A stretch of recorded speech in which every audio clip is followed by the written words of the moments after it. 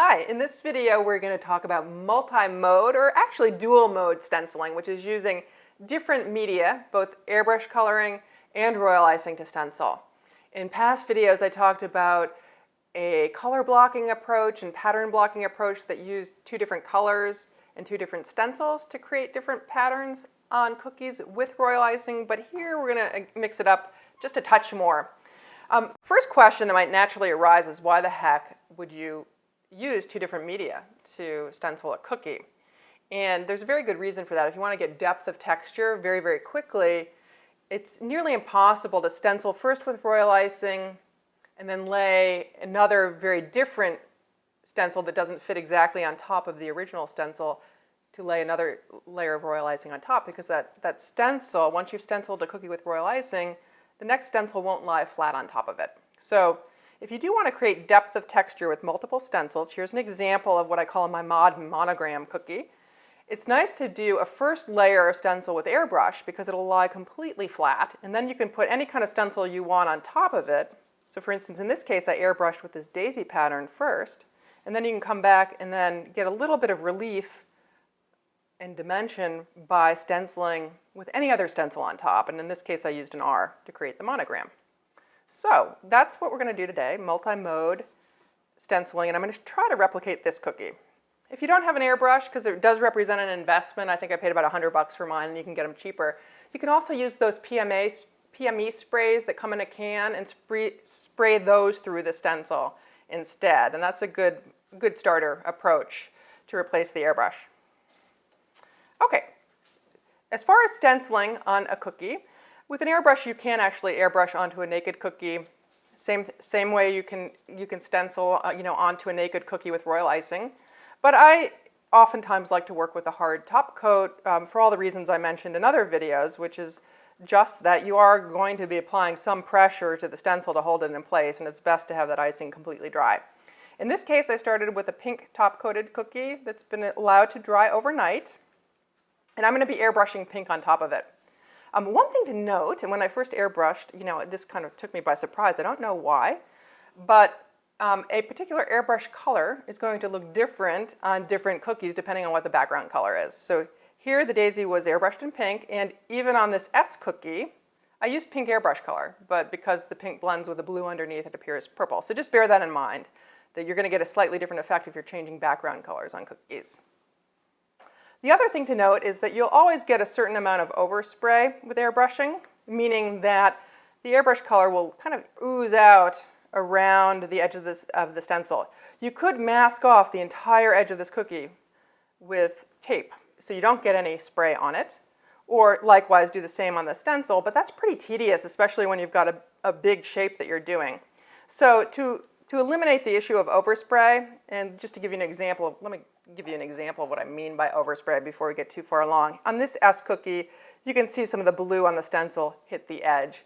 Kind of minor, but if it bugs you, the way to avoid it without masking the stencil is simply to start with a cookie that's top coated all the way to the edge, which this one is, or to use gingerbread instead of sugar cookie dough, because the pink overspray on this gingerbread is hardly visible at all. So a couple ways around that don't involve masking off the entire stencil.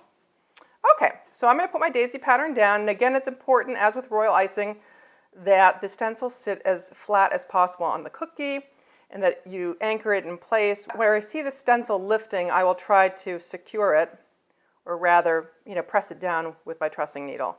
So I'm going to start by airbrushing on this end of the cookie. So I'll anchor here, and then as I airbrush over to this end, I'll push the stencil down on the other end. I'm going to move all my cookies out of the way so I don't airbrush the finished ones. One other thing to note about airbrushing, the airbrush coloring, which is a looser food coloring than the typical gel coloring that I use in my icing, will get airborne and it will go everywhere. So I've got a particular setup here that I'm using today to prevent my kitchen from getting airbrushed. So I've got parchment paper lining my work surface. I often do that in a double layer. And I've got a little handy backdrop that I got at a craft store that just stands on end and will catch any spray that goes off to the side. Okay, so I've got my airbrush, I've got pink in it, and as with the royal icing, turning my airbrush on now and you'll hear a hum, the food coloring goes in this little receptacle, but as with royal icing, I like to test it before I ever apply it to my cookie, make sure I'm getting a smooth, even spray out of it. I've got this set on high, and I might just take it down to medium by hitting the mode, because that allows me a little bit more control, and I don't want a heavy, heavy, heavy coat of the coloring. So it seems to be flowing well without any spattering, so it's good to go. So I'm going to start on this end, and in this case, anchor down here so I don't get a lot of spray going underneath the stencil. And I'm going to try to spray as much as possible from directly overhead. This will also prevent more of the coloring from getting underneath the stencil. And you can come closer to the cookie too. That just concentrates the color, so I'm about 3 to 4 inches away. Whoops, moved the stencil. Not a good thing. Let's see what happened. It may be okay. Put my airbrush down. We're gonna see what happened there. It actually looks pretty good. I was a little light here because I moved the stencil before I was finished airbrushing, but for the purposes of this cookie, I think it actually looks fine. So I'm going to turn that airbrush off. You'll see it's a little bit shimmery to start, and I'm just touching the edge and it's a little bit tacky. So typically I might let this dry for a couple minutes. Airbrush coloring, the unique thing about it is that it dries really, really quickly. I might just let it dry for a few minutes before I apply my next stencil on top, so there's no chance of smudging that under layer. As I said before, I moved my stencil before I was completely done airbrushing. So the airbrushed pattern's a little lean up in this corner. So what I'm going to do to try to mask that actually is orient it so it's down, because I tend to think people look towards the top of cookies or center of cookies more frequently. And then I'm going to actually stencil the R on the other side of the cookie as opposed to the right side, the left side, to kind of cover up that mistake, if you will. So I often say that cookie decorating is the art of masking errors, and this is an example of that. So I'm just bringing over my stenciling icing. I'm going to use black, and here it's of stenciling consistency. What I mean by that is that for every cup of my royal icing glue, which is like thick like paste, I add at least a half a teaspoon of water or more to get it so that it clings nicely to an offset spatula but still spreads smoothly enough not to leave lots of tracks. So I've got a little bit of dab of black icing on here, and I'm just going to put a touch down to anchor the stencil rather than doing one big full swipe to start. I'll try to get coverage on every element of it. I'm moving my turkey lacer here because I see my stencil lifting there and I don't want the icing to go under it there.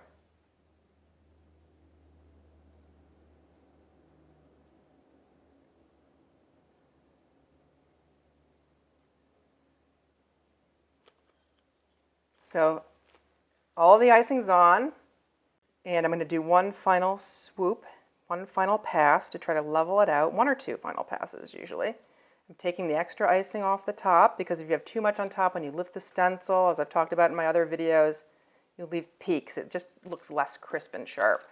And I like to clean my spatula underneath between swipes because this icing dries very quickly, and if there's any dry icing on it, it'll kind of scratch the stencil and mess it up. So it's nice to have a really clean stencil at all times. And again, I feel I get the cleanest stencil if I kind of peel away the stencil. So I anchor one end with my fingertip and pull up the other. And there you have it. It looks beautiful. Again, I love stenciling. Some people consider it cheating, but I find it gives really quick, sharp, crisp, beautiful results really, really quickly.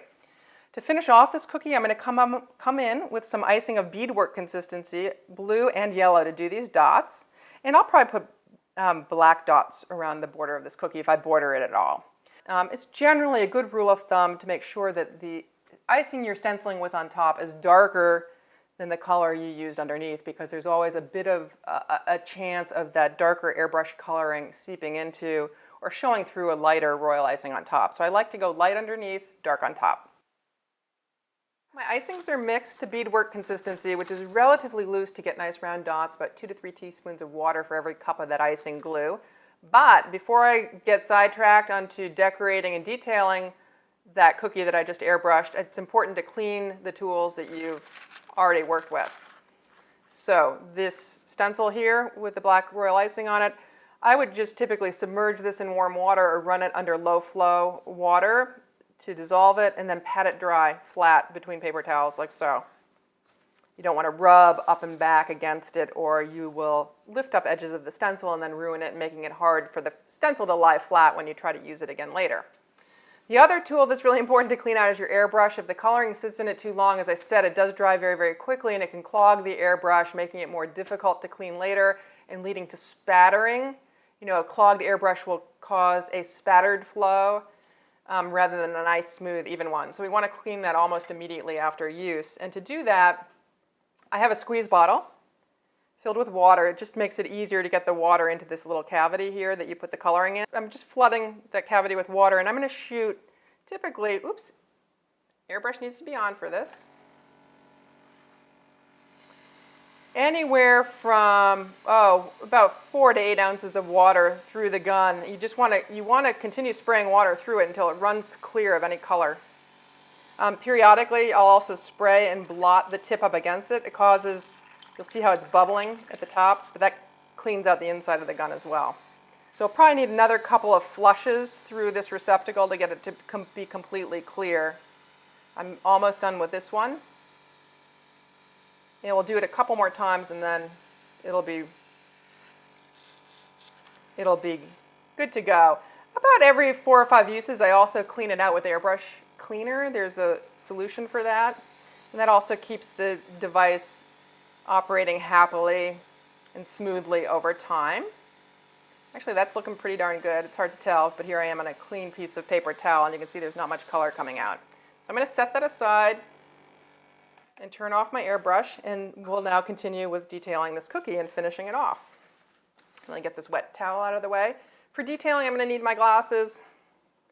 So back on they go. And as I said before, what I'm going to do is just accent and accentuate the stenciling pattern with some beadwork. I did this in another video, and I do it often. I like to create a little more interest in detail by just highlighting the stenciling patterns with more royal icing.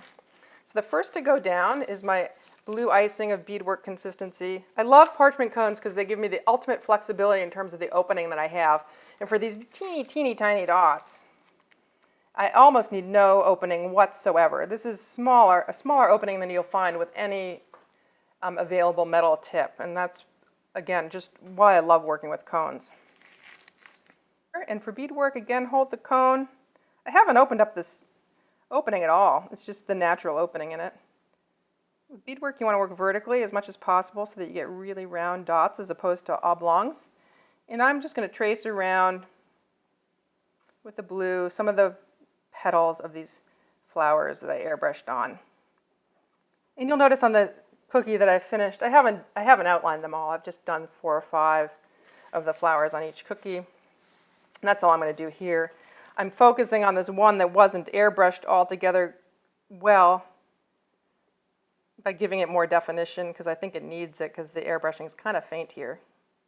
So again, masking an error with other icing is always a good thing to learn how to do. Don't throw away the cookie or eat it too soon thinking you've made a mistake because most always you can recover from an error. You'll notice again that I am rotating a fair bit, and that's just so that I keep my cone out of my line of sight, and I'm always able to see what it is I'm doing as I look over my cookie. I'm going to do this one up here.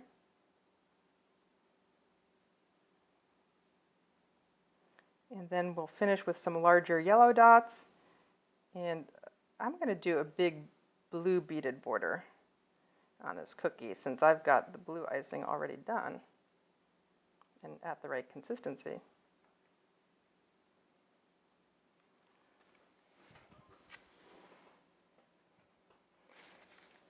Coming now to my yellow, also a beadwork consistency. I'm going to put on slightly bigger dots in the middle of these flowers. So I am, in that case, opening up the tip a little more wide. That way I don't have to push quite as hard to get the icing out. If you're doing a lot of cookies, how hard you push can become an issue because it just hurts your hand after a while. So a couple little yellow dots. And for the purposes of this cookie, as I said, I'm going to do a bigger blue beaded border. So I'm going to open up my tip even further and just dot all the way around the edge. Let me practice on my work surface first and see how it's flowing. I really don't have to push the icing out at all because it's pretty loose. And I should probably put them pretty far apart so they don't spread into each other. Again, steadying the tip with my forefinger here. I'm not squeezing with that. And turning as I go. make sure my hand isn't interfering with what I'm doing. You'll notice how the dots do spread more once they land on the cookie because the icing is relatively loose, and that's why it's important to test a bit on your work surface just so you know how much they're going to spread and therefore how far apart you should place them. And apart from the dot work, the stenciling is pretty darn fast, so it's a good way to churn out a lot of cookies if you have a big order as well, again, say for a wedding.